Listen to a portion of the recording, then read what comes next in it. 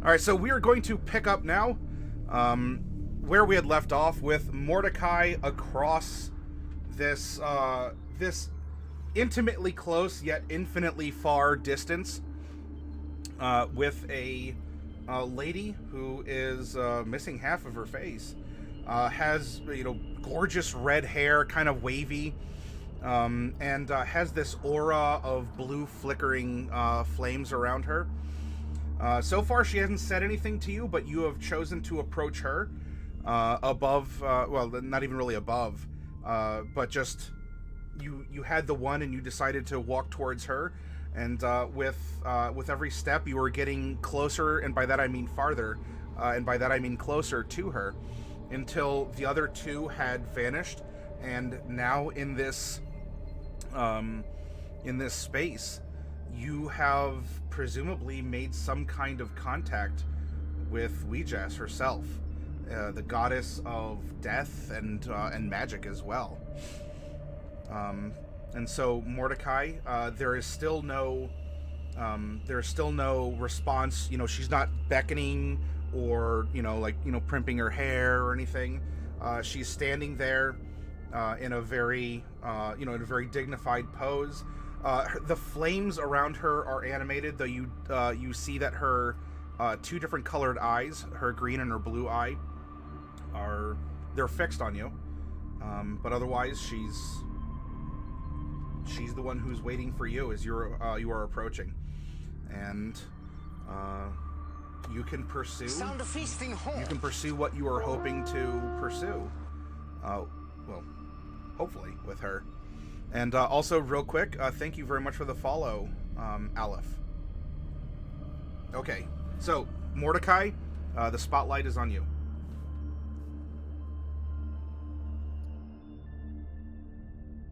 To be honest with you, I didn't expect a response.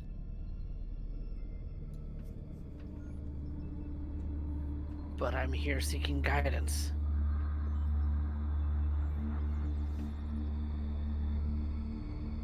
Guidance for what?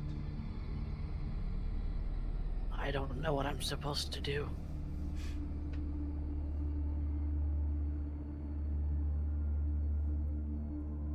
I don't know if that's my place to tell you. The gods usually have that kind of insight.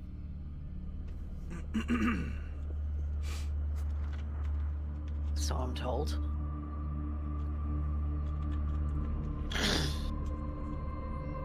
Well, if you wish to become a vessel for myself, then I can wear you like an elegant gown and take you to the places that I would like to go and see. Though I suspect, Mordecai, that is not what you would prefer.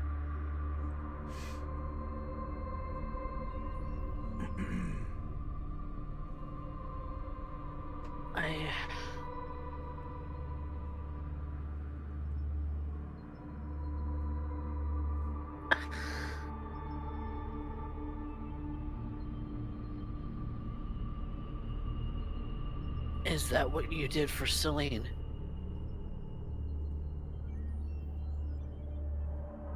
Wear her like a gown and impose your will? No. Though we did have contact with each other. We spoke on occasion.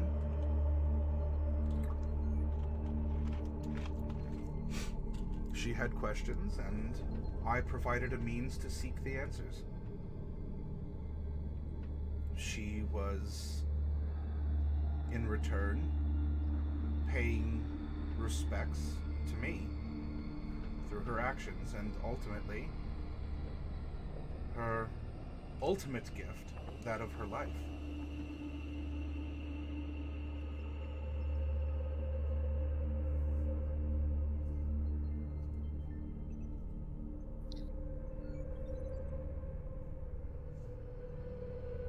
What is going on?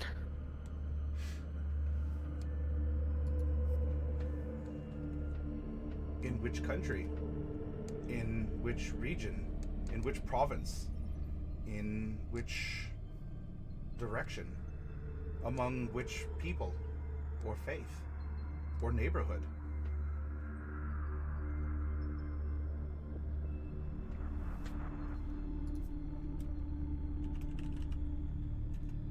My concern is with Mesomasca. It's my home. Her one remaining eyelid closes, and you see that the blue eye flares up a little bit inside her skull. It would seem that the people there are living out their lives, conducting trade, committing crimes. Oh, a murder just happened. And, a baby was born. Is that what you needed to know? Is that why you came to see me? Seems...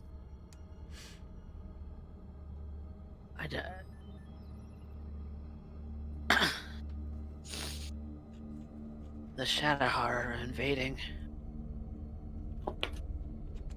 Is that what it is? Isn't it?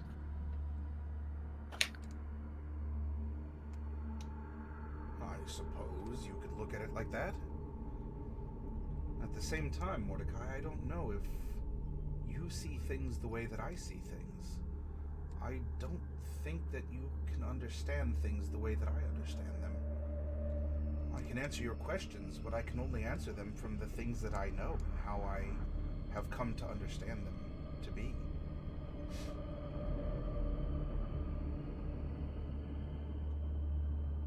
Is there a cure to vampirism? Of course. How?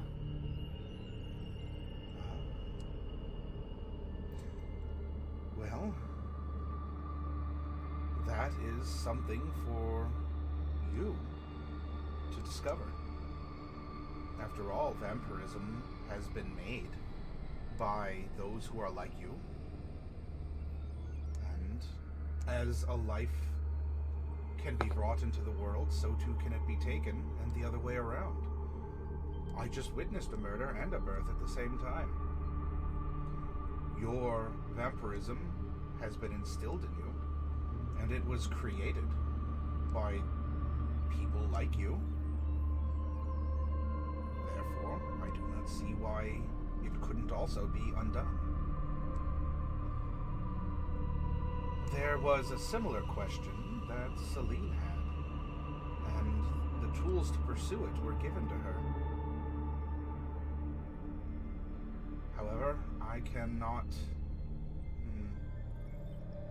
The expression used, I believe, is you can lead a horse to water, but you can't make it drink. However, you can make the horse thirsty. And that is what I was hoping to do. There are things, Mordecai, that only you can do, that are beyond me. Though I exist as a god among you who live for a handful of years. There are things that only you can do, because only you have brought them into this world.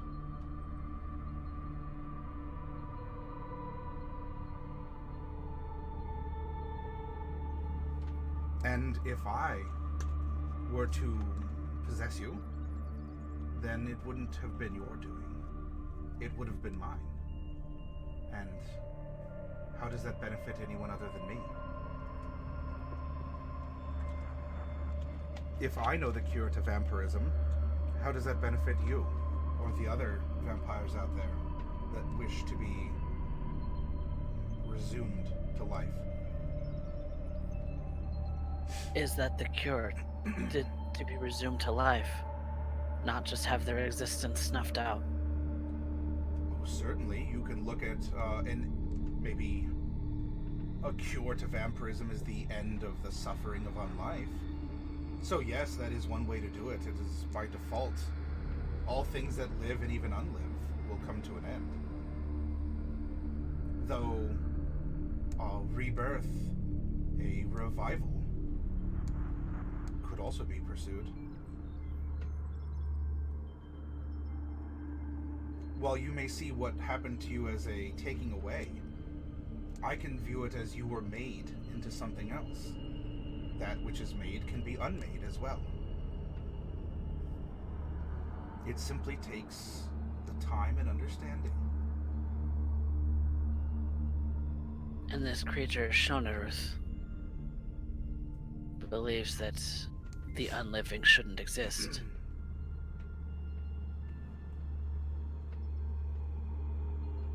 Her eye Same with the Fae.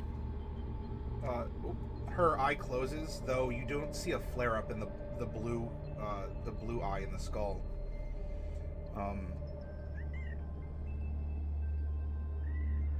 Am I an abomination? You are Mordecai.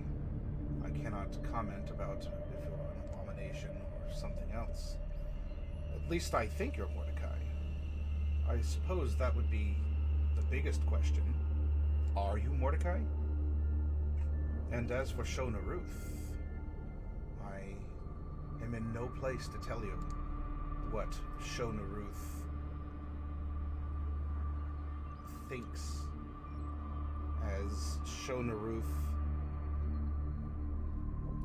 doesn't think. I'm not sure I understand. This crater is supposedly the landing spot of a giant fireball. Potentially Shonaruth itself.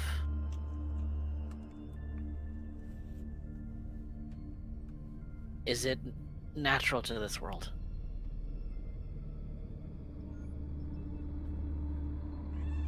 Or is it an invader too?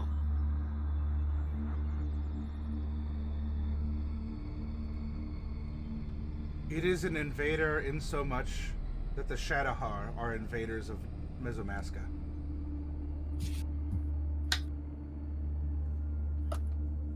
Surreptitious. Skulking in the dark.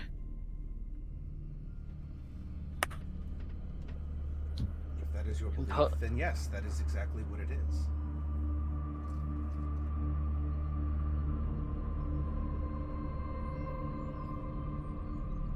What am I supposed to do about it?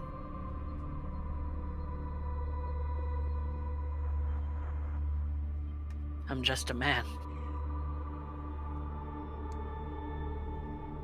You can accept it. You can understand it, whether you like it or not. You can unmake it.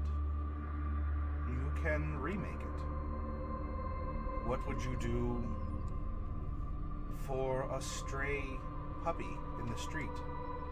What would you do to a man in the town square in the stocks? What would you do to someone who stole from a merchant and said that the purpose of the stealing was to feed his family? What would you do with yourself, who is a vampire and does not wish to be? You can understand it, unmake it, remake it, accept it, empower yourself by it. The choice is yours, Mordecai. The will is yours. It's up to you to direct it.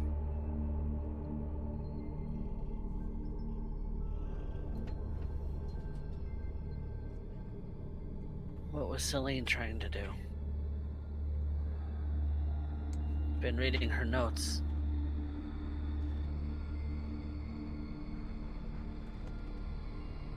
I loved her. I love her. Yes. For her purpose, I cannot answer for her. If you have her notes, then you can understand their purpose. You can piece it together. It may not be plainly written, but it can reveal itself. You may have to think differently. You may have to challenge yourself, Mordecai, to open up to ideas that you've never had or that you had previously refused, as those ideas are still methods of thinking and application of one's will.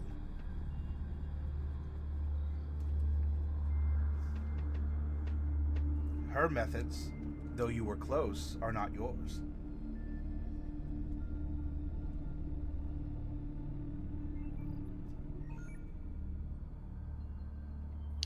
I would have followed her to the end of the earth.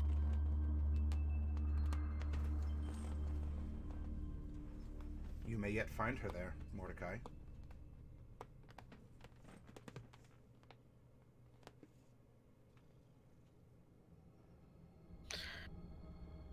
I suppose. Try and follow her path. What of your own? Will you abandon it?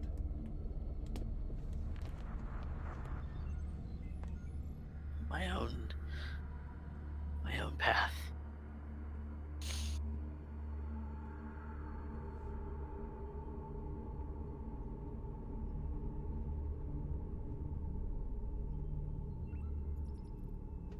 My own path is...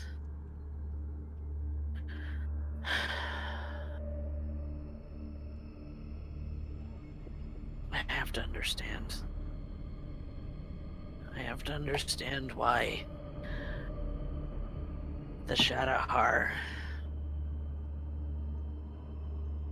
are coming to Mesomask in the first place.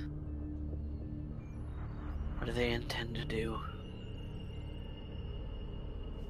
Are they going to destroy everything? Are they going to wipe out life by creating a bunch of unlife?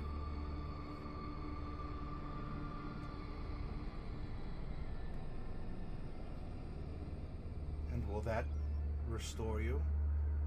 Will that empower you to be the Mordecai that you wish to be, or perhaps that you are and need to yet realize?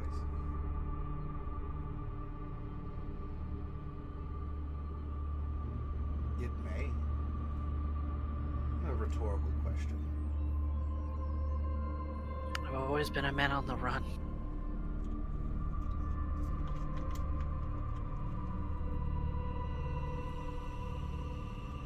I need to stop running.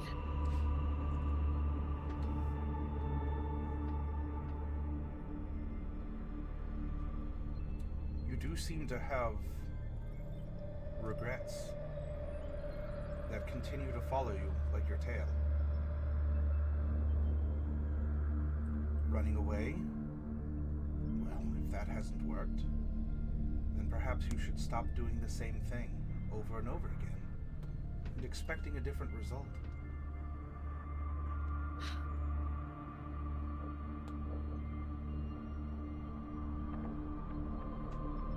Yeah. Well, much like your tail, Mordecai, if that truly is a weight or your regrets, would you be willing to remove your tail if it meant that it would stop following you and weighing you down? It would be a different life. It would be a life without a tail, but it would still be your life, and you'd be free.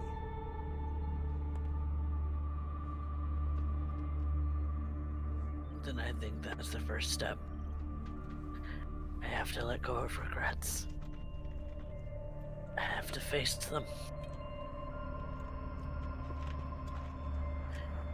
Because if I don't, I can't move forward. Beware, Mordecai. You can also waste your time chasing your tail in a circle.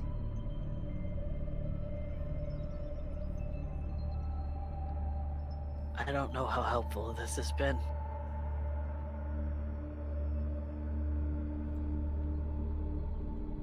The advice I've given you is infinitely helpful.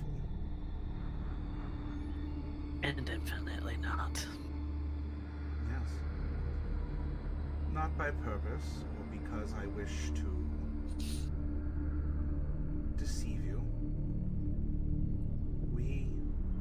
different, we think differently. And there are some things that I can only answer as I do, because I am not you, Mordecai. I can never be you, while I am many things to many people. You are something that I can never be. And I have also had to guess. I have had to open doors, but you're the one who has to walk through them.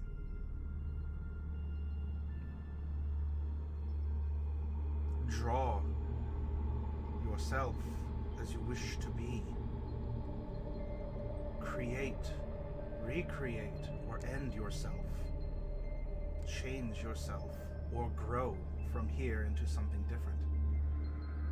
There are many options that are available to you. Some may be painful. Some might end Mordecai totally, or end the Mordecai that you yourself know, or the others as they see Mordecai will know. Some will be painful, others may not, and all with varying effects. I can see many things in you, Mordecai, and her blue eye will flare up. I can see that your heart does not beat, yet you have a heart, in the literal sense and in the way that you understand a heart to convey feelings. I can see that there is blood inside of you. At this point, though, none of it is your own. It is a mixture of all of those that you have drunk from before. But it is still blood, and it is still yours, contained in your body.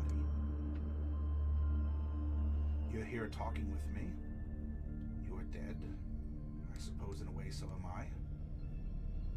And yet here you are beseeching me for advice and empowerment, when it would seem that you might be in a great way able to advise and inspire others, despite your being dead, or undead, if you prefer. Are all vampires like me? They can be. If you exist, so too can others. But with a soul. That is their choice. Are they still people?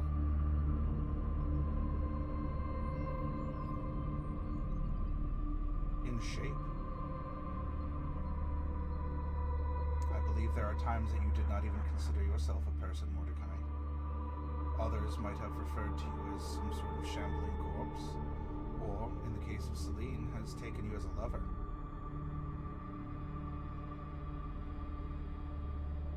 Very different viewpoints.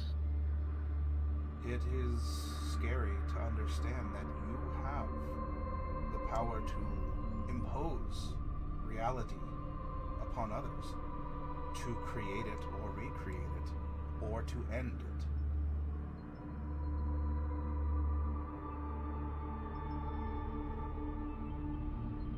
If my existence does come to an end, would I see Celine again?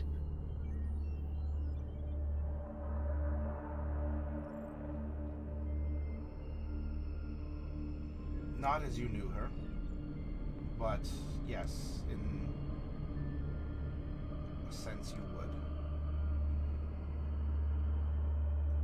However, Would I see Corinna? she would have to be willing to see you as well. You do not get to make demands on others. And the same would be with Corinna, and all the others who have died along the way. If Celine wanted to see Mordecai, and Mordecai still existed, in a state of death, you would have to be willing to see her. But when you die, I wonder if you're the same Mordecai that she would want to see. I would hope so.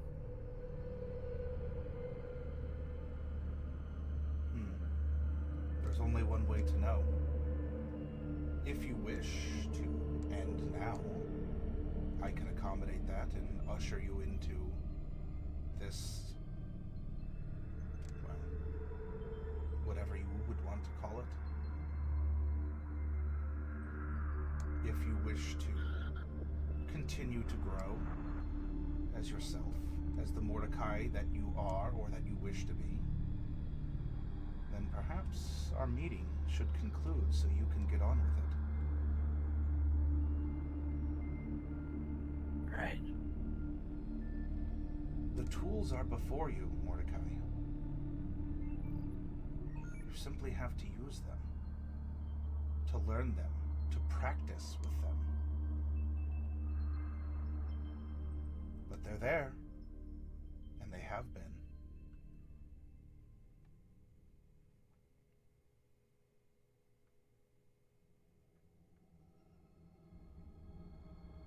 All right.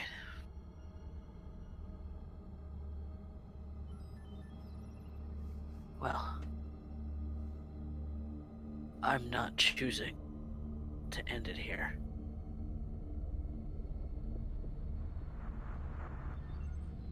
You get a simple nod.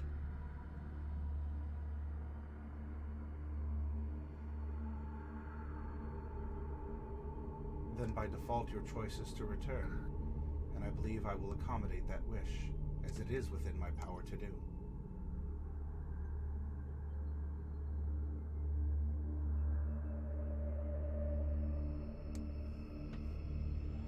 I hope that this has been meaningful to you, Mordecai, and that this is giving you a reason to empower yourself.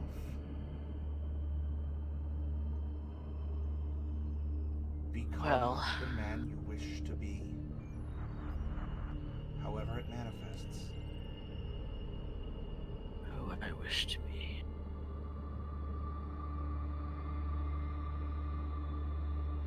What do I wish to be? That is the big question, I suppose. And that blue fiery aura flares up. The light in this area becomes that same bright blue, a blue that even like matches your own hues of blue, your hair, your skin, and you come out of kind of a stupor as you are sitting.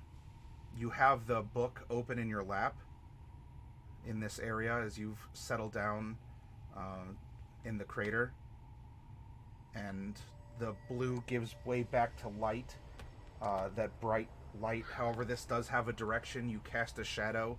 Of course, there's weird things. There are still the weird little critters that are going around. And those questions that you had just asked, you have found written in your own hand on one of the pages of this leather-bound journal that bears the visage of Weejas.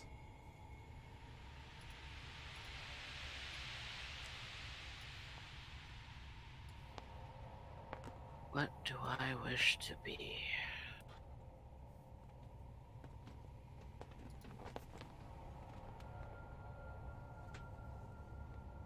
That is the question, isn't it? One that I've maybe not asked myself enough over the course of my own life. Had a desire as a kid to be a hero, like in the books, in the fairy tales. But it's never that glamorous.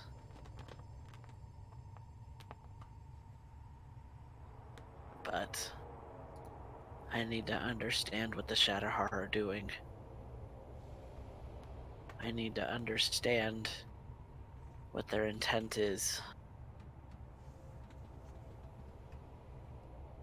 Because they're coming into my home, potentially to erase Mesomascan culture. I need to find out if that's true. Are they imposing their own will and erasing us because we're separate now? Or are they going to allow it to exist side by side?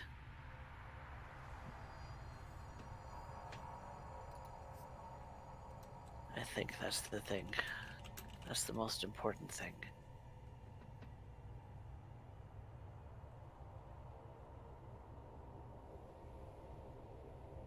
To understand them.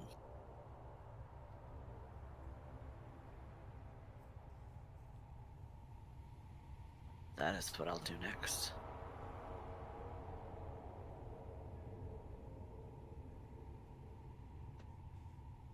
And Mordecai, while you are having this contemplation, I'd like you to make an investigation check. All right. I'm not great at this. Okay. You start writing down. You make a couple notes in the book here, if only as reminders. Nothing. No ideas are coming to the forefront, but you also just had a very interesting experience. At least as was conveyed, or my hope in conveying was to understand you need to alter the way that you yourself think. Because these other people or entities don't think like you do. They don't exist as you do. And so trying to find a way to translate, much as you would translate one language to another. I mean, you know at least, 3 languages? 4? Only common and infernal. Oh, 2? Okay, all right. Well, so, I mean, you're at least bilingual then. So, I mean, you've had to, you've spent your life where maybe in the house, or around most of the town, people speak infernal. And then when you interact with humans or others, there's just this sort of blended together common tongue that has elements of infernal, has elements of elven and others that are there. And that by default is the state that people have come to in order to try and understand and get along, to try and translate, as it takes certain verbiage or structure from so many different other sources that have been introduced or grown natively. You can. There's some that only like family members that probably only speak infernal, but they can get by, halfway decently in other towns because there's many infernal aspects to common, given the settlement of the region, especially Mesomasca. But there are some concepts that one language has that don't exist in another. And so there's only one way to say something in infernal that has no common equivalent, that has no elven or even gnomish equivalent. And of course, Bright has been full of gnomish... Gnomishisms. Yeah, gnomishisms that make complete sense in gnomish culture, yet are really kind of weird to translate or to conceptualize. Yeah, to conceptualize, to accept in your culture as you've understood it. Although, of course, what you're facing is a little bit more difficult than simply a worksheet about translating what's the color blue in infernal to what's the color blue in common, as you were taught in school.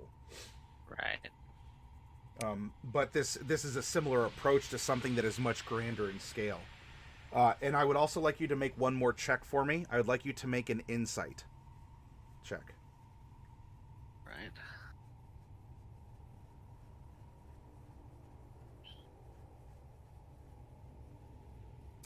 All right, with a 14,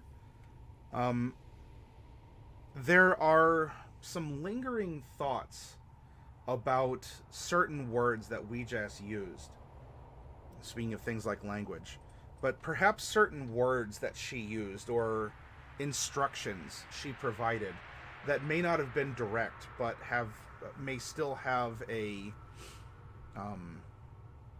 something more to them than just what the rhetorical question or even the statement, the answer to a question that you had, might not have been as ambivalent as it seemed, but that is the way that she communicated.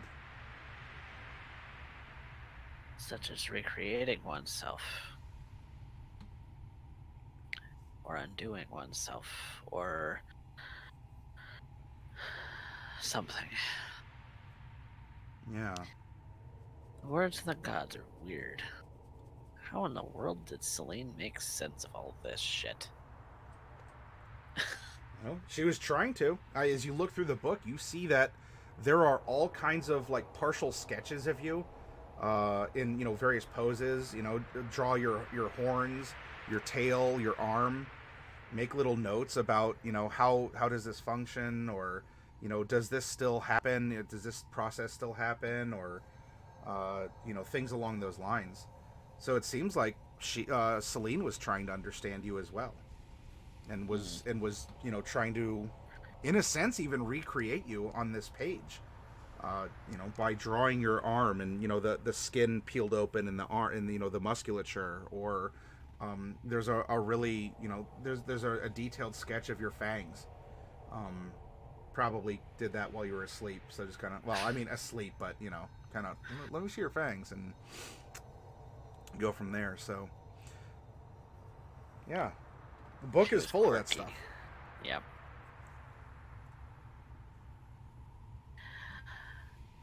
Well, I got more than I expected. As far as meeting something that would actually respond, and when it responded, it was hard to understand. So we'll see what that leads to. Well,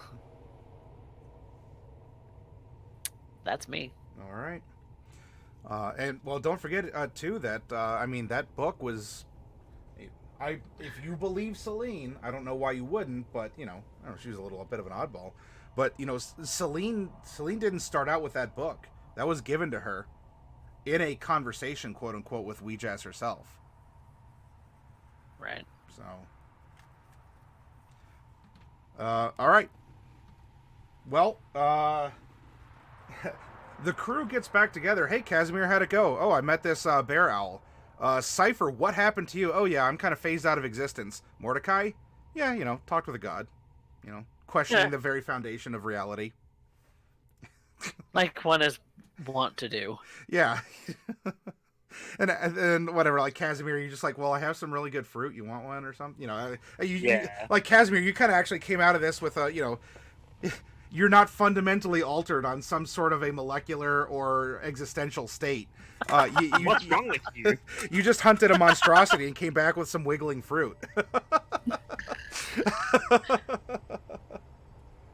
Kazimir had the why do you normal acting like Trip is big deal? This just the fruit is weird, but it's all normal. You're the one who had the Why- normal experience.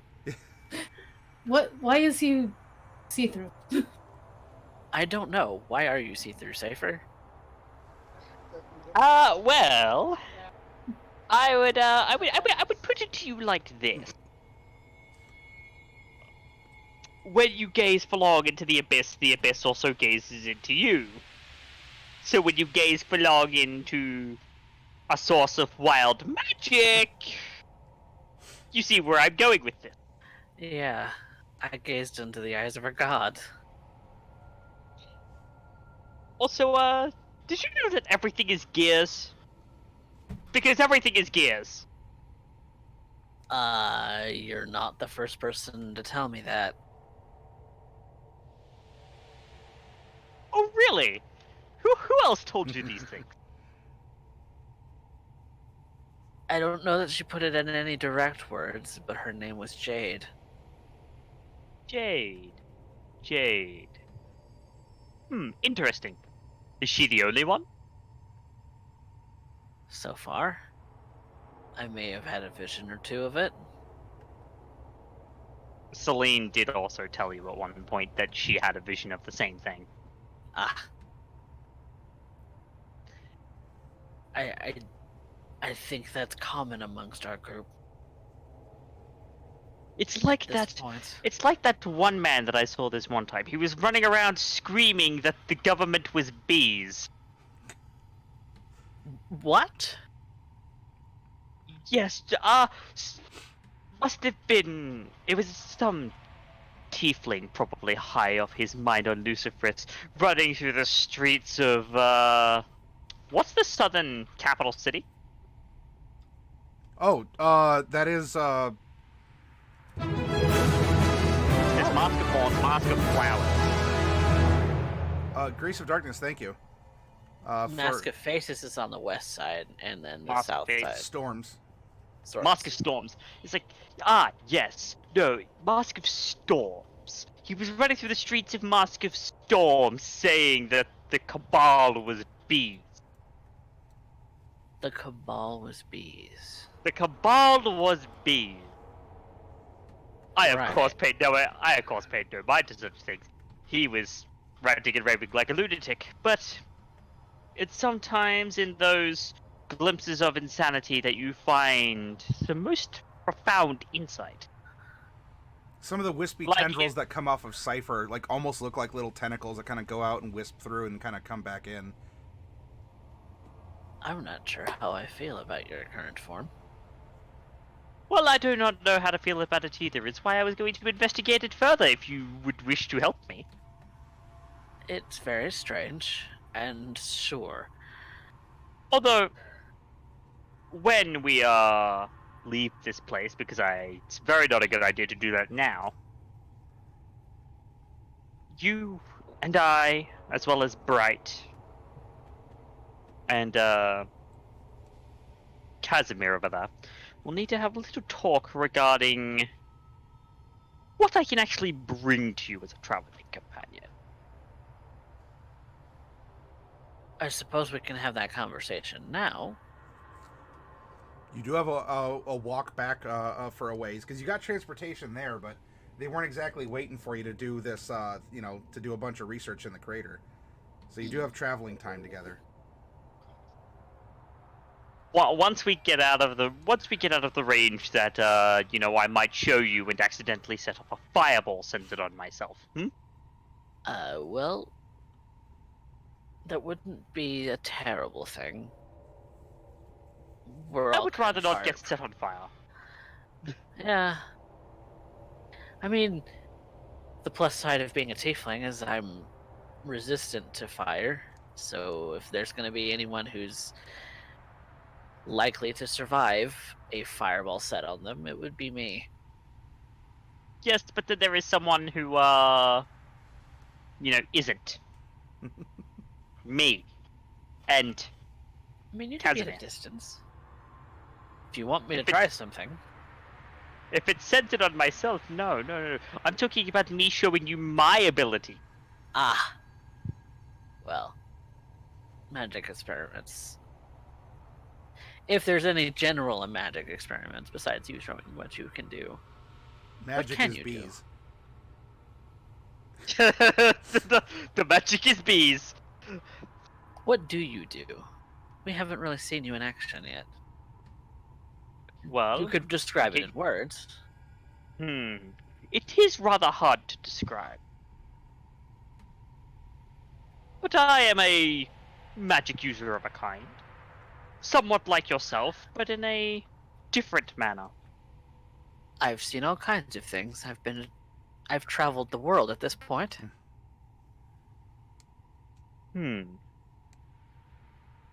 Matty, question. Sure. Would summoning a packed weapon trigger the one magic? Or is it specifically spells? It would be a, I think that would be a magical effect. It's a good enough question that I don't think there's a direct answer. So that could perhaps do something because you are manifesting. It's almost a conjuration. It may not, specifically have a conjuration school tag, but Or cost a spell slot. But or cost a spell slot. But it is a magical effect. Like Mordecai's fire resistance or the innate ability to hellish rebuke are arguably magical, and Kazimir has a magical axe, and that axe isn't like sparking like a fork in a microwave kind of a thing, where there's this constant like interaction of of wild magic. So it that could be worth an experiment if you want to try it. You might learn. Well, nothing for it, I suppose. And I'm going to attempt to summon my I have one gauntlet on. Going to summon the other gauntlet in the headband. Okay.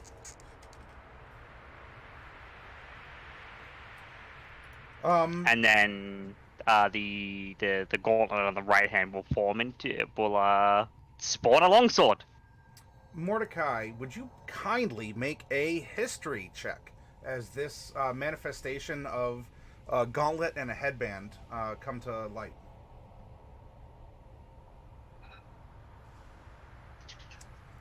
Yeah, those are definitely... You're getting Shadowheart vibes from the gauntlets and the head. Like, it does look like... because you found the crowns. You found... or you saw them. Those are the ones technically you didn't find them. DJ the Minotaur did. But you're getting this strong, there is a resemblance to the Shadowheart style, especially now that you're seeing these gauntlets and this headband all together. And as that happens, Professor Cypher, two things for you. One, that feeling of needing to like that magical equivalent of like needing to pee like really urgently no longer is there because the magic has seemingly been released, has flowed. And what I would like you to do, Professor, is to roll a 10-sided die for me.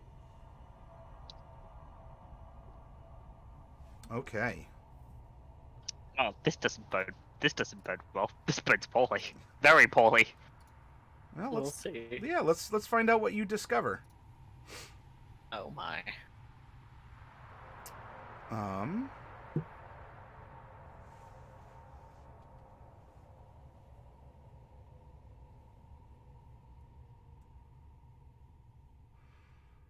All right, I would like you to roll a 4-sided die now, please. Okay.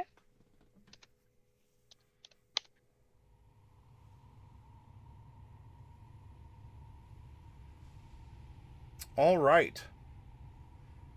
All right, so what happens is you manifest the other gauntlet in the headband here, Professor. Kazimir and Mordecai see it. Mordecai, your brain stirs here. Kazimir, you aren't exactly, you haven't ran into a lot of historical, or even like a ton of Shadowheart stuff, especially historical Shadowheart. But you can appreciate, they're really well-made gauntlets. It'd get really hot in the desert, so, not practical in that regard. And then the professor disappears. Like, kind of just zonks out. What? Like teleportation or like invisibility? Neither. Well, I guess we're going here. Professor. Oh god. Whoop, now it's my turn! So Professor Cypher, you managed to cast banishment on yourself.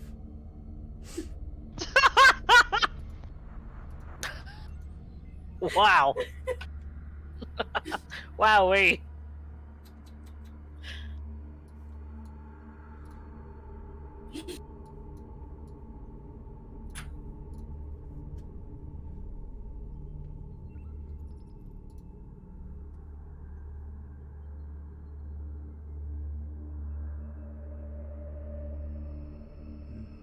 One moment.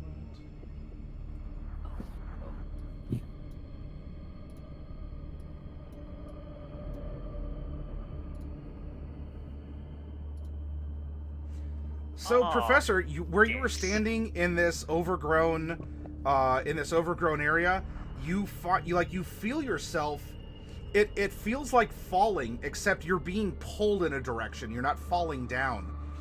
And the entire world just seems to, like, you know, how you would blink back and forth between, you know, whatever this, like, jade vision is. I mean, that's what we're calling it in the meta. Between this weird, like, what lies beneath or something vision. All of the reality as you knew it just seems to, like, drop off of the gears in the you know, the frame of everything. You know, we almost have like a Silent Hill transition from where everything looked kind of normal, and now everything looks like it's been murdered. I mean, not murdered, but, you know, everything is kind of fleshy and gears, and everything is in motion all the time here. And you are fully standing in this other world. That is the world, but it's not the world. And the one thing that does seem to stand out from everything else that doesn't look like a homunculus of metal and flesh is a human woman. Kind of pale, kind of skinny, dressed as a bit of a ragamuffin, but she's not super young. But she's standing there, and she's watching you. Well, then it seems like I have stepped outside the frame. He turns. You there?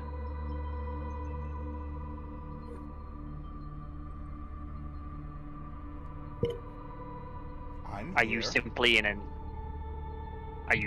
an inhabitant of this world, or is it of your design? Neither. But you can see it.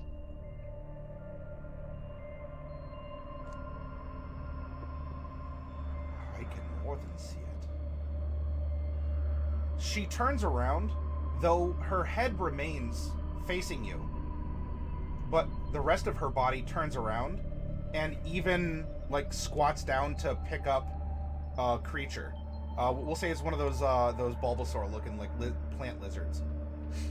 And as she does, I mean, her neck just freely, bloop, like, extends and twists, and then the body, like, catches, bloop, back up, as she's just maintained constant, constant eye contact. And she simply begins petting this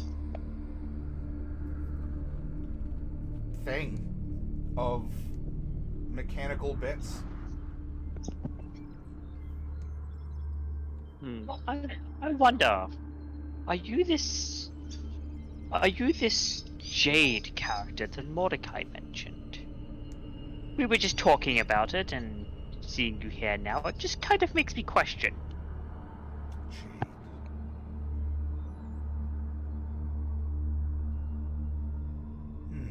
Jade. Jade, yes. You can call me Jade. But that's not what I asked. I asked if you were Jade.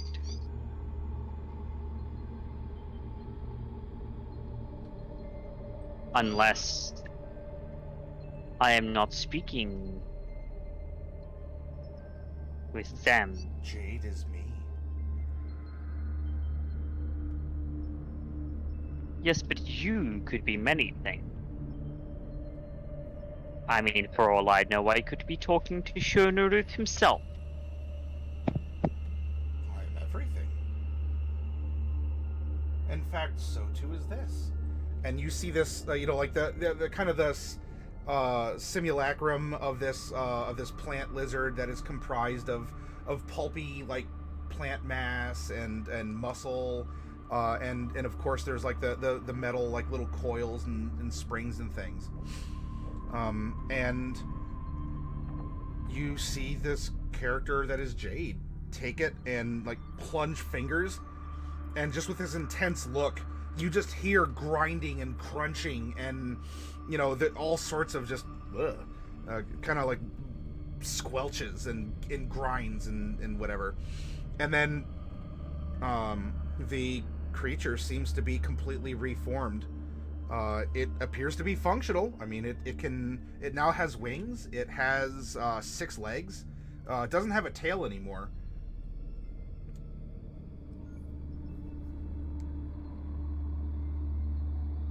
Would you like to be me also?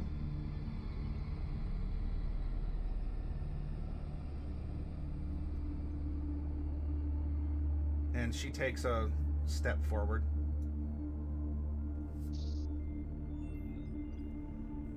Would you like What to is be it? real? I can make you real. I And can tell me, what does that actually entail? accepting how things are.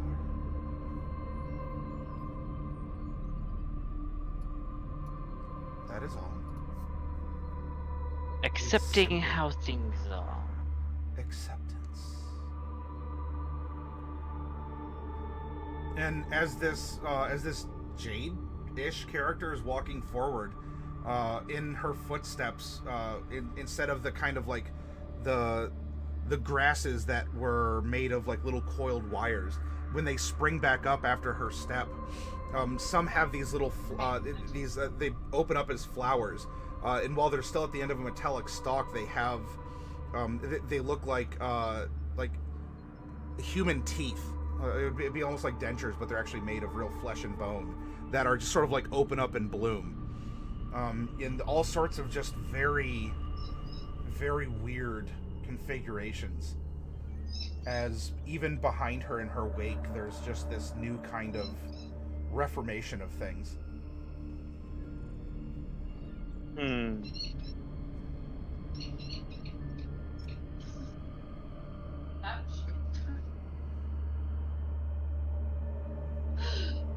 Is there a bonus to me doing this? Is there something I gain from doing this? You gain everything. What Everything is as it should everything? be. Everything as it is. Everything as it will be, even if it's not now. In You gain everything.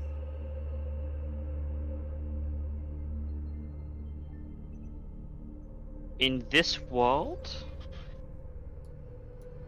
this machine of flesh and metal,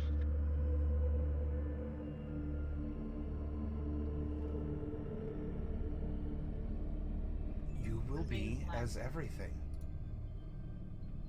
You'll only lose the thing that is not everything.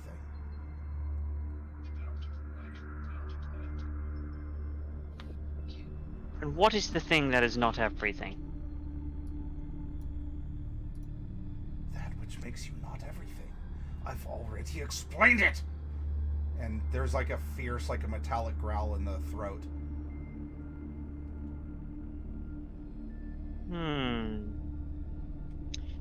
In which case, I will politely decline. And Professor, can I have you make a wisdom saving throw, please? Okay. Oh no. Okay. Whew. The thing that was addressing you, reaches forward, and then just a bunch of other faces of this same creature growling towards you at the end of ever elongated fingertips are flying towards you, and just there's this pressure, this magical pressure, and you pop out of it right as the presence of this thing was going to be here, more specifically. And it seems that your banishment has come to an end, and you pop back out. And you have 2 gauntlets and a crown on. Mordecai and Kazimir, it's been a minute. What? But Professor Cypher kind of... There's a weird sort of like reverse popping sound, and the wraith-like specter, or the wraith-like Cypher, is back. What happened? What was? You just disappeared for a minute, and now you're back. You're still see-through, though. Yeah, that's a little Yes, weird. this is something that I need to fix, but I did tell you about wild magic. Right. It's I'm guessing kind that of is intense exactly here. what happened. I just so happened to step outside the frame, as it were.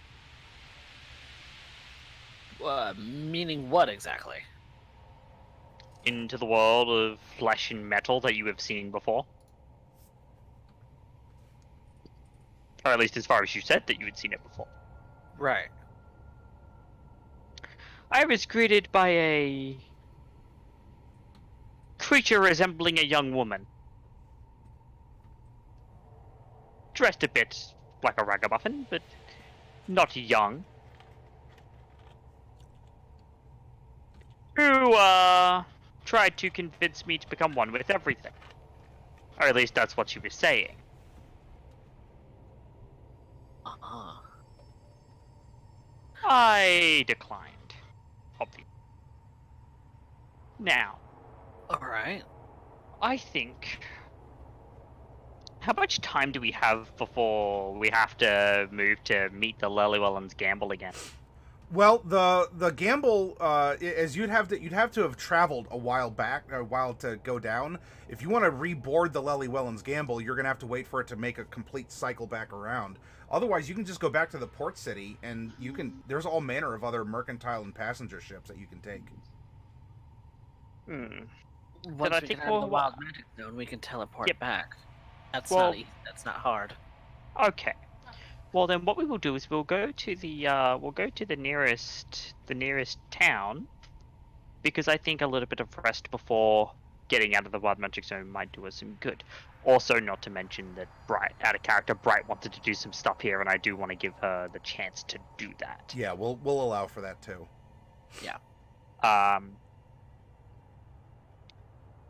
So why don't we go to the nearest town just outside of the wild magic zone, and you and I, and Kazimir as well, we can have a discussion of what I'm capable of without any fear of me disappearing again. Right. Yeah. Can do that. Cause that was weird. I don't know where Yes, you went. I thought maybe but- you had teleported back or something. No.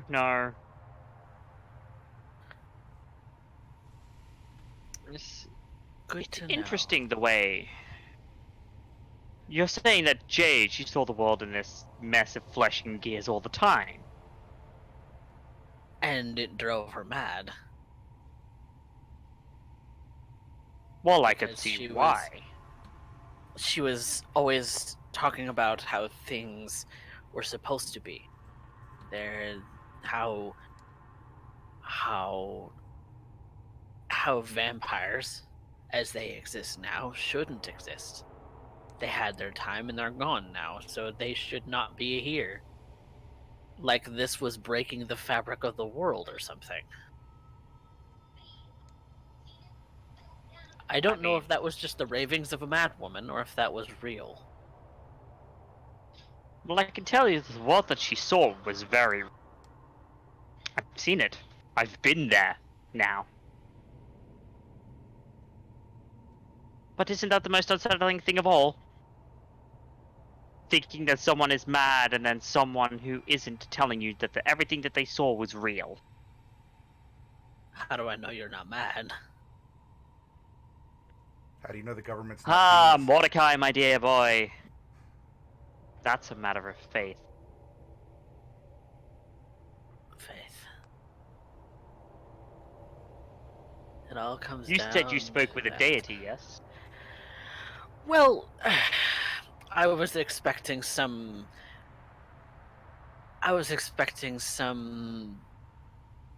Sign of guidance or something to blow by as some kind of omen or something. Some kind of thing that I'll just get inspiration from or something of that sort. But having a conversation with another being outside of this existence doesn't seem so weird anymore. No, no, it does not. But yet, if you were to say that to a common man on the street, he would think that you're absolutely insane. Well, of course. And It's I a don't matter of expect anyone to perspective. believe me. It is a matter of perspective when someone tells you something. It's just a matter of whether you choose to believe that whatever they told you is true or not. Well, with more than one person telling me that gives me That's me. that gives what they say more credibility on both of them. So, not that it's wrong, not that it's right, just credible. Remember that you did ask a question of Weejass about Shonaroth.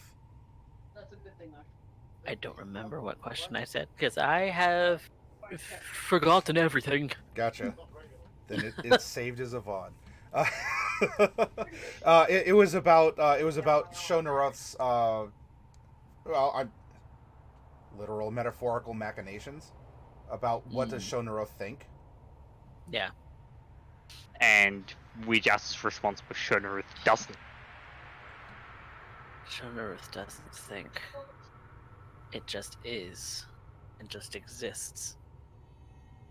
It is a primal force that moves ever forward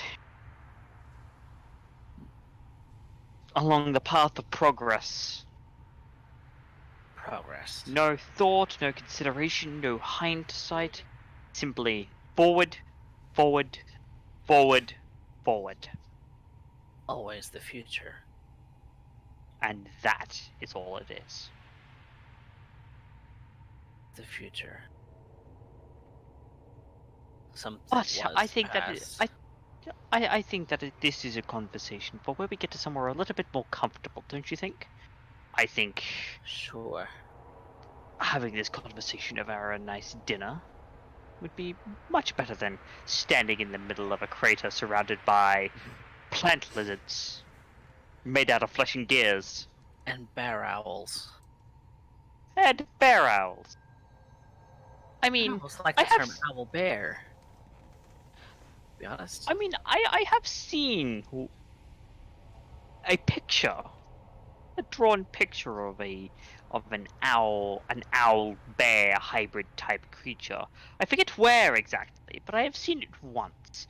Very odd looking thing. Very powerful looking thing too. It looks like it could rip off your face with its claws. That sounds awful. Let's not run into one. Well, a beast is a beast is a beast. As I'm sure the hunter would be able to attest. I wonder if this Shonaruth is just a beast. Maybe it is. There's only If one all way it to is find out. If all it is moving forward, never looking back, never learning from the past, never existing in the present, always worried about the future. Sounds very much like a beast to me.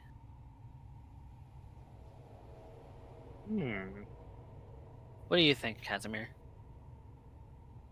I don't really get all the stuff you are talking about.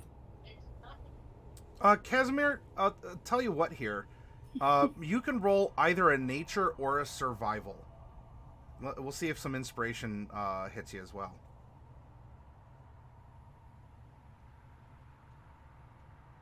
Ooh, green number. Oh, snap! Natural Clearly, 20. doing something. Well, all right. So, Kazimir, Mordecai must be talking your language here, because you're not getting maybe the arcane, like layers of reality and stuff like that. But if Mordecai says something's like a beast, that is, the hunt is something that is within your, it is within your capability to conceptualize, to explain as a metaphor. And so here, given the tone, while you're not exactly sure what, the details of this, it sounds like It sounds like this Shonaroth thing is something bad. It's something that people don't want. You know, it seems like an animal. And it is, you know, looking around, this thing wasn't always here, because if this is where, because Mordecai was saying, like, maybe this is where it was born, or this is where it fell from the sky, or whatever. It's invasive species. It's an invasive species, and That's or not good. and or it's here because where it was before was no longer hospitable for it. In other words, you know, like a wolf. Many people might fear a wolf because, you know, they're savage and they, you know, they take over a territory and they mark it, and they, you know, they'll control the, you know, the other animals that live there through its behavior and whatnot. Well, if wolves never existed there to begin with, what happened to where the wolves did exist before? And in many cases, you know, if there's something like a forest fire, you know, that displaces everything, from even seeds, you know, for like, because some seeds might float on the hot winds, or will be carried off because squirrel, like, from all the little animals, bugs and squirrels, all the way up to the big animals, will flee a forest fire.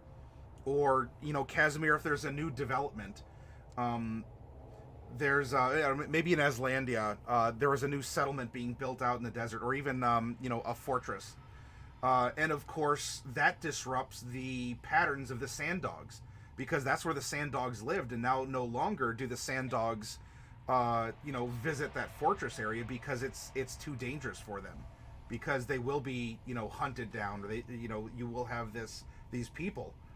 And so this is an invasive species. This could be a seed on the wind, or it's also possible that this invasive species is here because where it was from was no longer hospitable to it. And if so, I mean, that's maybe you explain it in the form of a forest fire, but for Cypher and Mordecai, I mean, if you're explaining to Kazimir in the form of you know, nature, this metaphor of arcane workings and this knowledge of extraplanar or whatever, like this weird layer of reality or something, then so too might you need to decipher Kazimir's advice back to you, that what if where it came from was on fire, or what if it ran out of prey, or what if something happened that drove it here? Right. If it ran out of a food source, whatever that food source is, that would cause it to leave its environment wherever it was. If it is a beast, if we're treating its mentality like a beast, if its home was destroyed for any reason, then that would cause it to come here. But is it simply going to consume everything until it's gone again? Or is it just a ravenous beast, rabid? Or is it controlled? Should things not exist? Should it decide things should not exist? Is that how it feeds? That's all weird and conjecture, and really sounds outlandish, but if it doesn't think and its habitat is no longer exists and that's why it's here, then I suppose it'll be here until this habitat is just not hospitable anymore.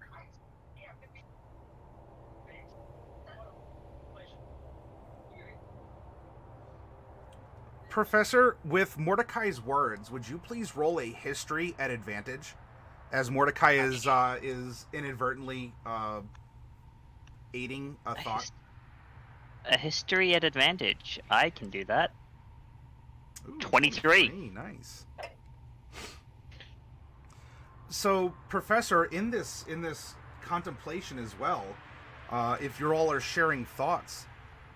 You know, Mesomasca itself wasn't always inhabited.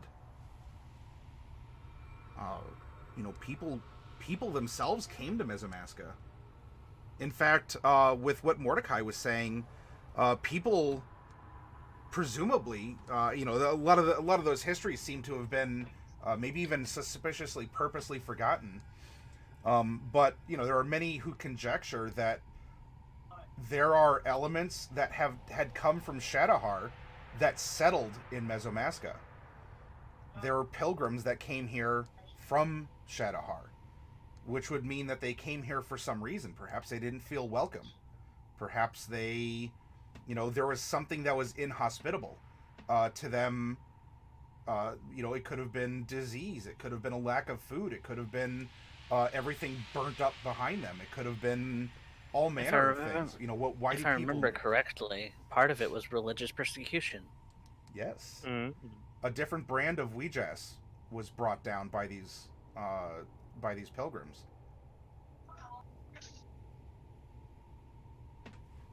That is true. So they would rather fend for themselves in an environment that had not been settled before, rather than face the issues that they had with Shadowhar. They'd rather go to an inhospitable land than face that. And start over all over again.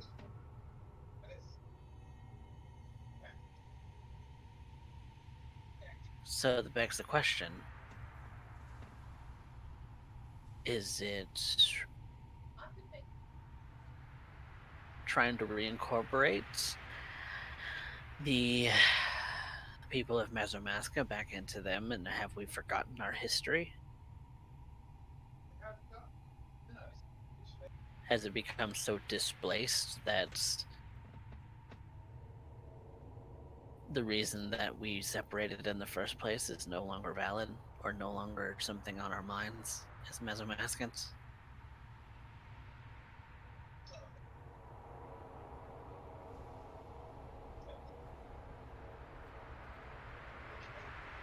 Huh.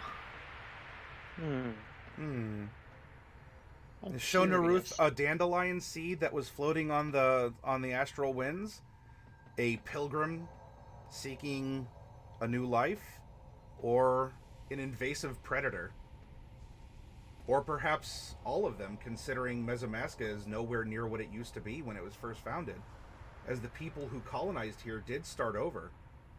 But now how many cities exist? Roads that cut through the woods, the mountains that have been reduced down for blocks for houses.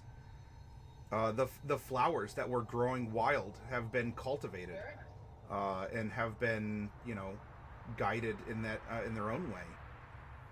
Mesomasca has its own culture, separate from Shadowhar. We're not Shadowhari people.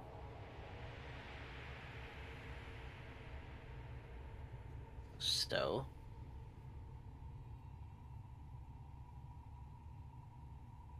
I intend to find out if their intent is to erase Mesomasca and make it Shadowhar. Gentrification. Fun.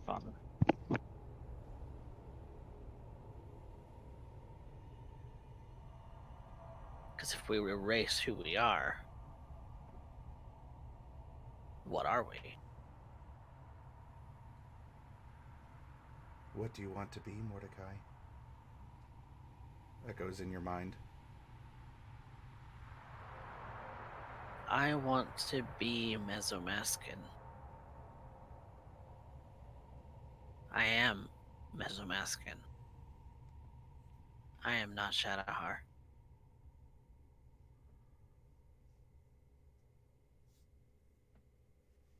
I am Tiefling. I am from Oldport. I am a musician. I am an arcane tinkerer.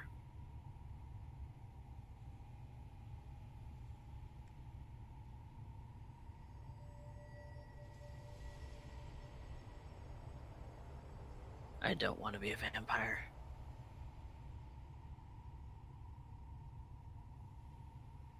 Hmm.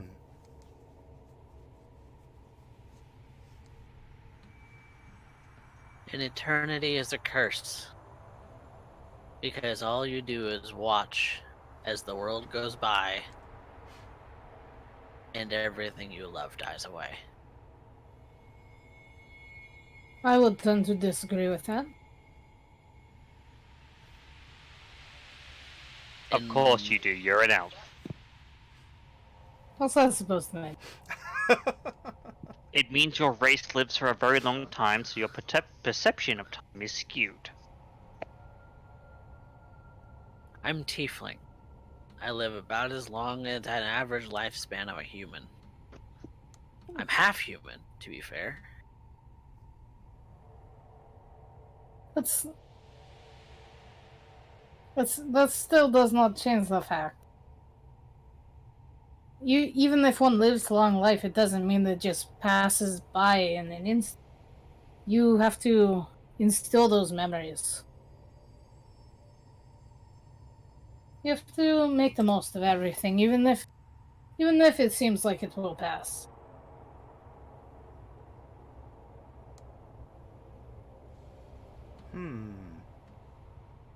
I'm not sure I want to live a long life that's meaningless. Rather live a short life that's meaningful. Then you have to just make it meaning. The amount of time you live on this earth does not dictate how much meaning you put into it. No. But the perception of what is meaningful is different. A long-lived race will find the major things meaningful. A marriage, a death, a birth. Those things are meaningful. Aside from that, what about the little things?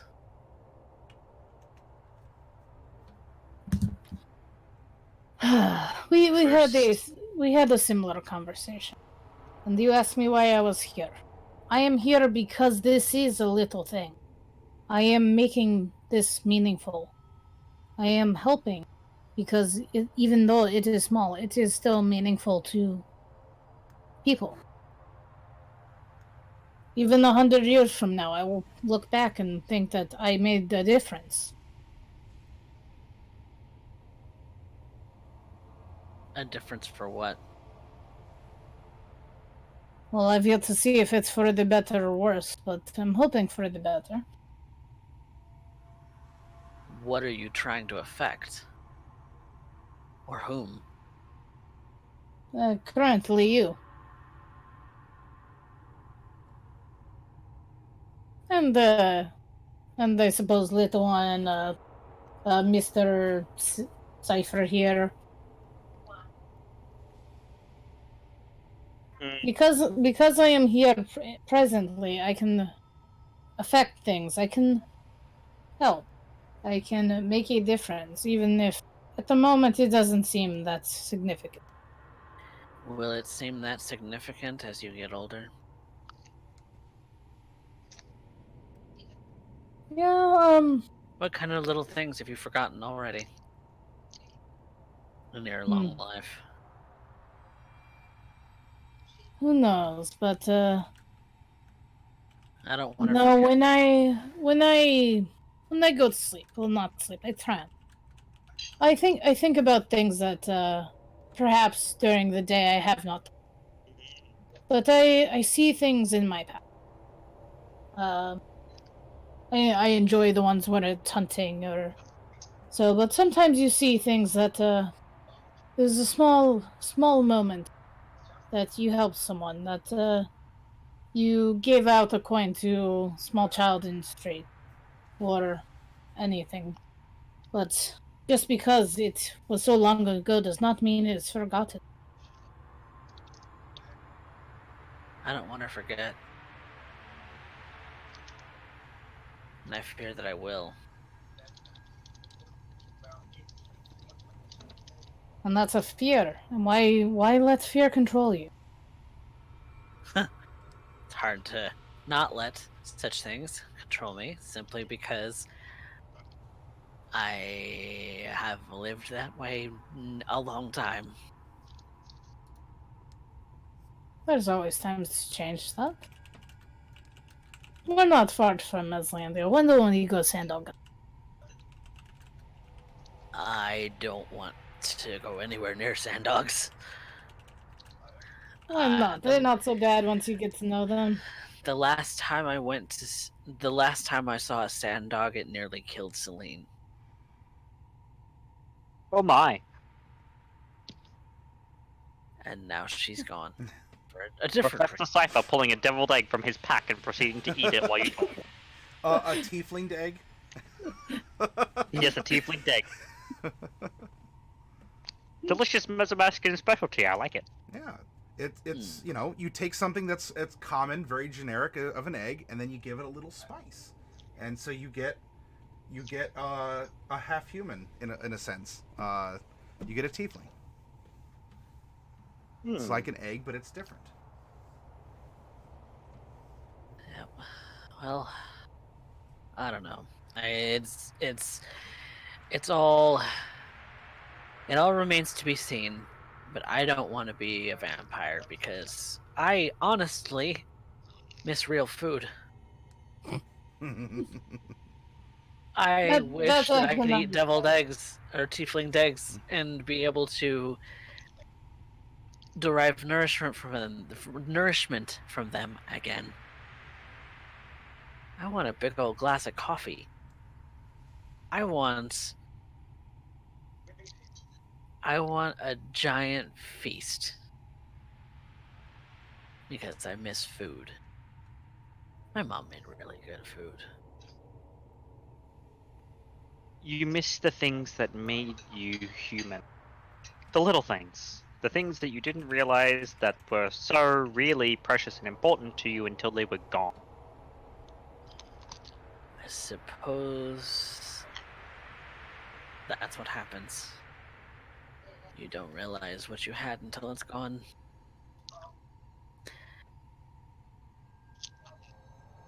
You have glimpsed, Mordecai, that is the price of immortality, and you don't want it. I don't want it. I had a life. I had plans for a life before I left Oldport. And then Corinna died. And I ran away. I created a life for myself in, well, what little life I had in the circus as we traveled Mesomasca, and then Zion betrayed me, and I left. And I was going to leave Mesomasca forever. I don't want that anymore. Then what do you want? I want to go home.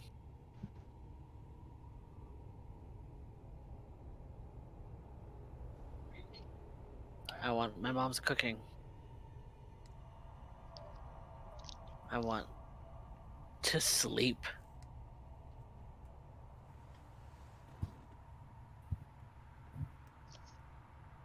Has Mordecai? Do you, now that you're saying this stuff, right? Maybe it's something you've thought about or you've just kept internal, but by expressing it, now that you look back on it, has not sleeping changed you? Like, you seem to desire it, but now that you're actually looking at it, maybe as a milestone, are you a different person now because of the fact that you don't sleep or that you miss food? I don't know. Maybe I've changed. But people change. People change all the time.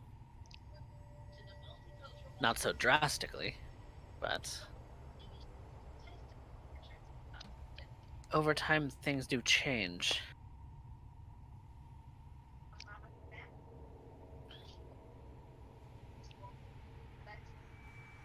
Maybe I've grown as a person as a result of what's gone on. Maybe I wouldn't change anything about what I've gone through. As you say that, a very long bug, like a big centipede, actually flies by because instead of legs, it has like 100 wings, like little fly-sized wings, and it just sort of like undulates and buzzes past.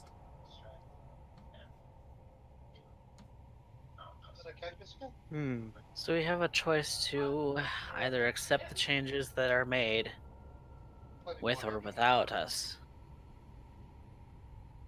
or we resist it.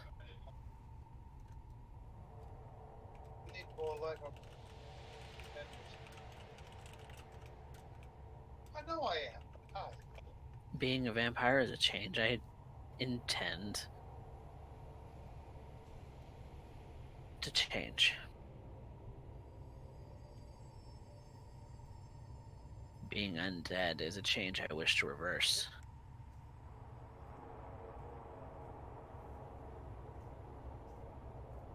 With my experiences, I don't think I would change that. I wouldn't want Bright to go into my brain and modify my memory.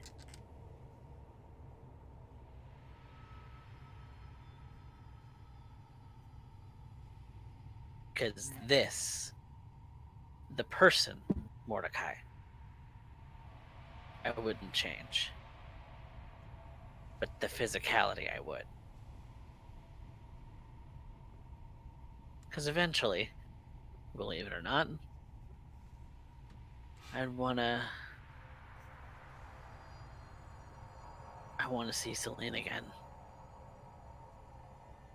Eventually. Not now. That be some kind of reward at the end of a long life. Not maybe a long life, but a life lived.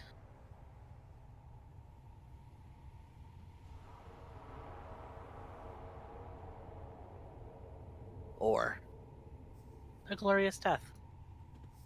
Who knows?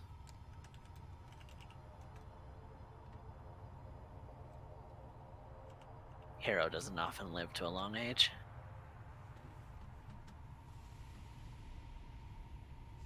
There's often a saying as a scholar of who's been well traveled.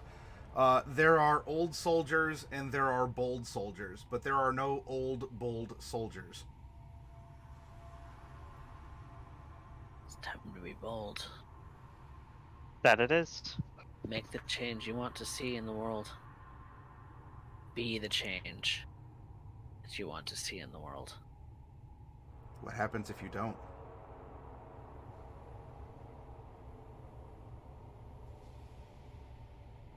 Then you don't. Would it And be you're fair not to the say one. someone else will? Someone else will. Someone else will either change it for you without your will, without your say, without your consent. If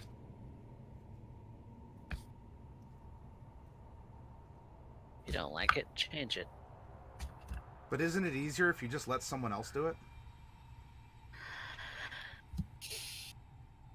You don't get hurt. Maybe not as badly. That's the price. And what's worth being its prize is worth fighting for. If it's worth fighting for, then it should be worth dying for.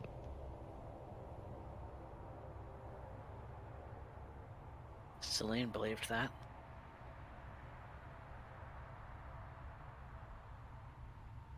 Did Jade?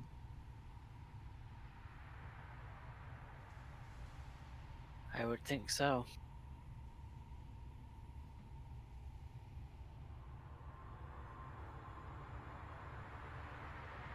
They all died believing in something.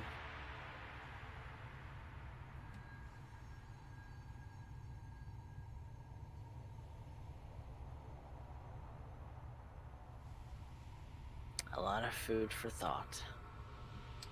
Well, you all have a hike ahead of you to reach a nearby town.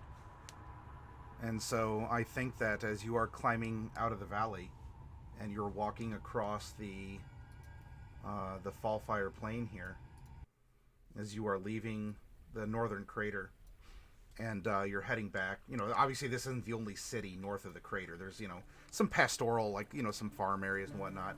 And you felt apparently the wild magic sort of spread is about halfway between the coastal city and the rim.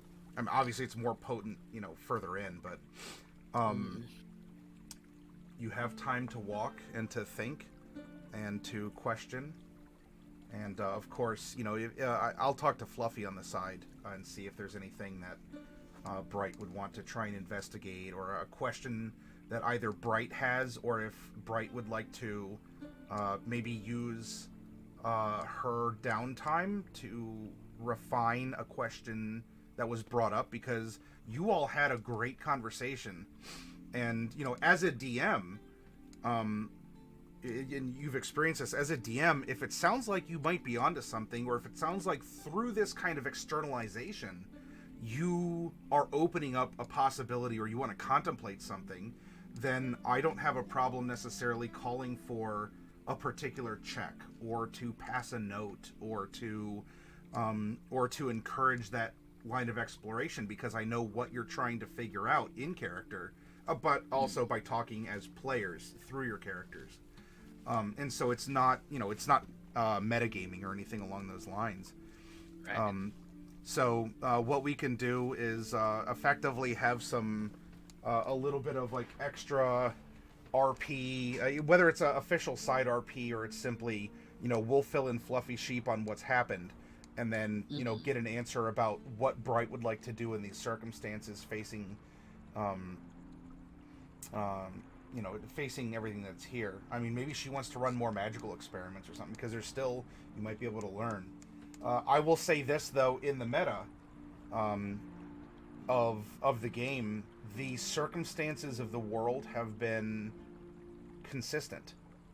Things outside your control, much like in our life. There are things that maybe we don't like about other people, or about politics, or about anything that separates us as human beings is a possible point of conflict. And yet, we can certainly grumble, and we can go to voting booths, or we can read a book to improve ourselves or to share with others. There's things that we can do, but ultimately, can I stop two gangs in Chicago from shooting at each other? No, I really can't. I'm not in a position to do that, especially from here, no matter how many books I read. So there are some things that will still happen, but maybe we can help influence the world in places, or, these things are going to happen anyway, even if we don't have a direct effect. And so everything happening around you in the world is happening, and for reasons. And so if you find the strings, if you find the commonalities of the cause and effect of what has happened, of what has been presented, there could be a lot of details, but look for broad trends, especially because as a DM, I don't have a robust portfolio in front of me. If I pan the camera down, you're not going to see that I have a stack of notes. I have a couple Word documents that have like names of NPCs, and some town names and some general notes. But remember too that I'm in this story with you, and while I may have some foresight into what could happen, I'm on the adventure too. But I need to make sure that there is consistency, that there are reasons that things are happening. I mean, in chat, Black Wolf was trying to figure out a couple things. Brought up an interaction. Why does Shonaruth specifically not like the Fae? Oh, and the undead, but the Fae was in Black Wolf's example in chat. And if you have this entity, what could be something is threatening this entity, and like a beast. Again, I'm using terms and whatnot that were brought up in your own conversation, so I'm not like hint, you all didn't think about this, so I'm giving it to you. This is simply, I'm using your words that, your sentiments that were brought up. what would make this invasive species or pilgrim or whatever not like a particular other thing? You know, if the wolf moves in and then the wolves start hunting the coyotes, why is that? Or, you know, if you want to use that as an IRL example. But Show Naroth, despite being rather ubiquitous, seems to have a particular distaste for at least two known factions. And there could be more, but there's at least two. And if you have 2 points, 2 points make a line, and a line can indicate direction, even if that's to a third point. The other question is why? Why does he hate them? Because we don't actually know that. Well, it's either a godlike entity that has a particular sphere of influence, and those go against its spheres of influence, or it's simply a sentient entity in the same vein, or it's a beast that does not like seeing things that are encroaching on what it considers its territory.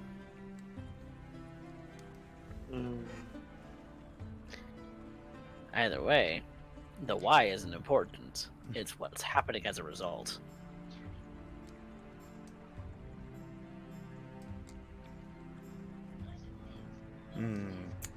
Well, these questions and more to be answered in future episodes. If there's nothing else that we are doing as a result of the downtime, Mordecai would teleport everyone back to Mask of Hordes. I was going to ask you then, as we effectively break. I mean, you're walking to a safe distance for the teleportation, but unless there's anywhere that you wanted to go, unless you found an expedient means to get to Aslandia, you're probably going to be missing the Healing Words concert. But if you want to reunite, you can cast your spell. We'll bring that up with Bright. I mean, I'm sure that Fluffy Sheep would be like, yeah, you know, I figured out the thing, I want to figure it out, or at least I have some information in a direction and we can go back. But but we could do that in the downtime. Quick question: is there a teleportation circle in this city where we landed here on the Fallfire plane? Yes, this is a big commerce city, and so something like that would exist. Would I have had time to notate it? You will be able to negotiate with the owner of the circle, which is probably some sort of like a transportation guild, in order to get the runes. There's going to be some kind of a fee involved. I mean, it's not going to be like 10,000 gold pieces or something, but it will be it's something that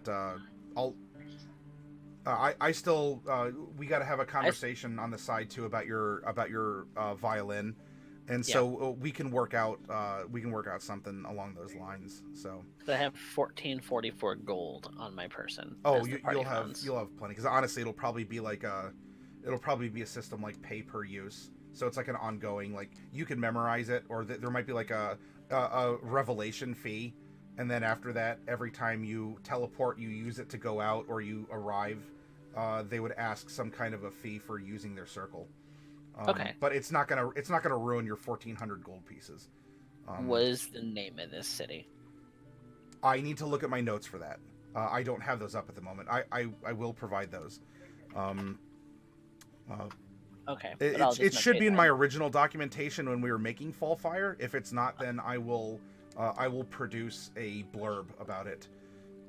This week is going to be more of a...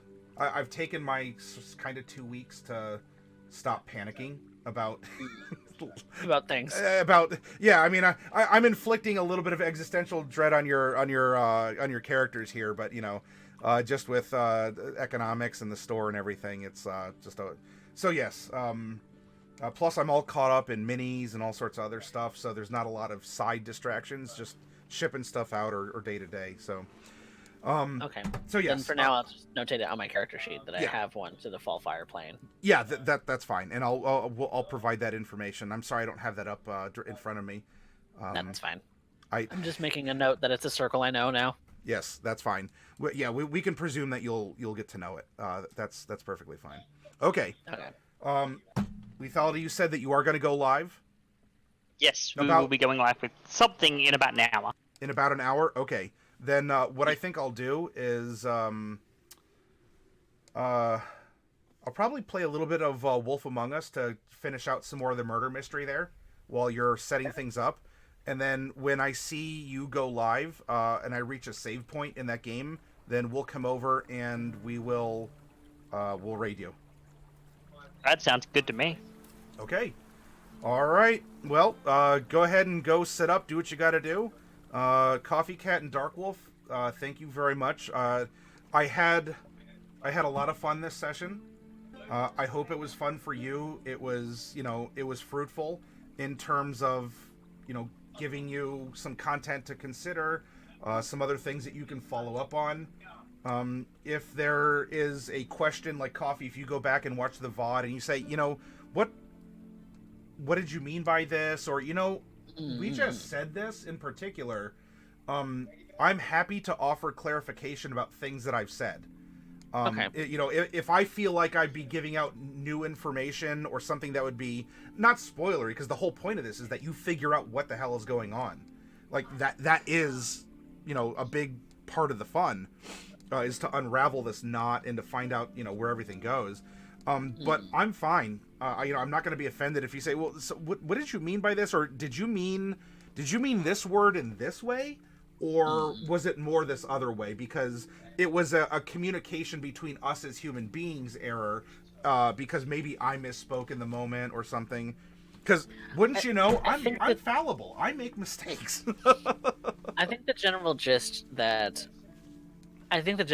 of what we just was trying to say really came out in the character interaction Okay. between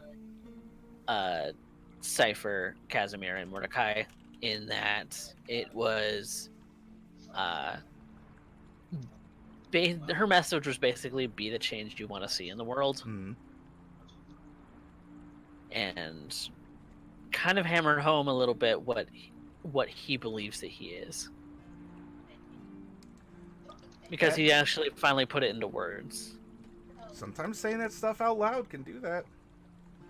And I will posit this for you too, Mordecai, as a well-traveled man and as a dabbler in the fine arts of magic. Dabbler being a keyword. Well, magical tinkerer may be more apt. What is magic? In fact, you all even explored this earlier in prior sessions. What is magic? Didn't we realize that it comes, theoretically, it all comes from the same source? Yeah. You And remember what that is? The wild magic being the most primal source, and then the divine and the arcane being the studied sources. Well, I mean, there's methodologies to it, but ultimately, magic is the expression of will.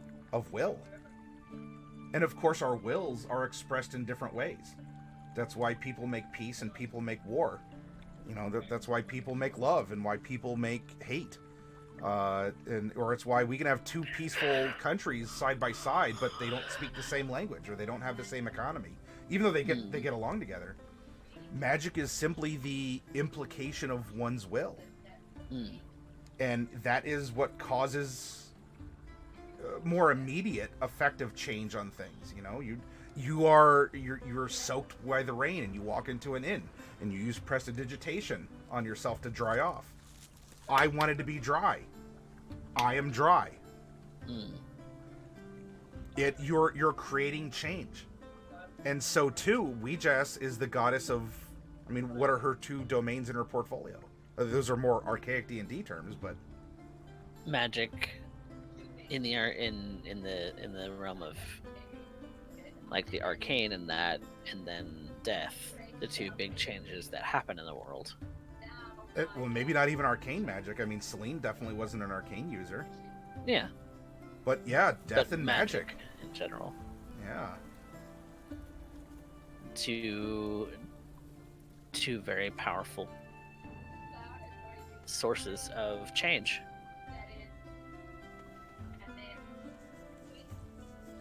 Interesting. Very interesting. But do you need me to repost what spells I wanted for the violin? Please. I'm sure I could dig through and find it, but if you would do me that favor, I'd be appreciative of a coffee. I'm pretty sure I have them in my spell list already listed for Okay. that. What? How dare you? Just in case you decide which ones would be applicable. Yes. That's fine. All right, so for everyone out there in Chatland, thank you very much for hanging out with us as we roleplayed after the 2-week break. I hope this was good for you all. I feel wonderful for it. I hope you all as my players, and more importantly than my players and as my friends, that you enjoyed it too. And I guess, it's next Tuesday we're going to do it again, and we're going to keep making progress. And kind of figure out what it is that Jaden's been doing, because we spent because Derek had to dip out early. We'll catch up because I would like things to be like brought back and resolved for next session. So I mean, whether it's notes in our special channel or it's a public roleplay on the side, I would like us to re-engage back in Mesomasca. You know, everyone. Okay, here's our notes, good, and go from there. Yeah. All right, everyone. I'm gonna get up and be caught up when we get together. Yeah, and we can. I mean, we can kind of hand wave that, like, yeah, we've been paying attention, we got it. So I'm gonna get up and take a break, and I'm gonna switch things over to Wolf Among Us and Lethality. When you go live at the Gathering of Nerds, make sure you post it on our Discord, and we'll come over and raid you as soon as I hit whatever the next save point is for the game. Yes. All right, so. Bye, everybody. I'm going to go on break, and I'll be back and switch us. By the way, for all of you who are sticking around, The Wolf Among Us does have a couple naughty words in it. And even, we visited a strip club, so there's a couple hoo-hoos and some other things. So these are real mature hours that we're going to go into. But yeah. I'm sure you guys could handle a couple of hoo-has. Don't worry about it. All right, I'll be back.